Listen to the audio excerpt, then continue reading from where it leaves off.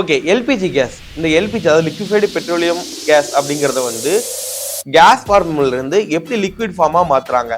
ஜென்ரலா ஒரு விஷயம் ரொம்ப சிம்பிள் தான். அடி லிக்விடா இருக்கிற ஒரு விஷயத்த நீங்க கேஸா மாத்தணும்னா என்ன பண்ணுவீங்க? ஹீட் பண்ணுவீங்க. ஸோ ஹீட்டாக அது வந்து ஆவியா மாறிடும், வேப்பரா மாறும்.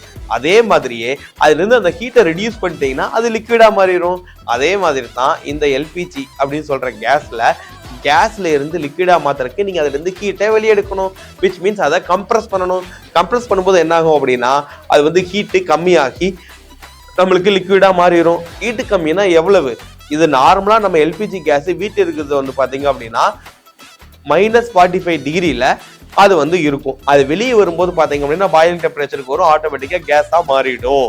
ஓகே, ஜென்ரலா இந்த கேஸ் வந்து ப்ரோபைன் பியூட்டேன் அப்படிங்கிற 2 விஷயத்தால தான் இந்த எல்பிஜி உருவாயிருக்கும். இதை வந்து -187 டிகிரியில தான் அது லிக்விடாவே மாறும்.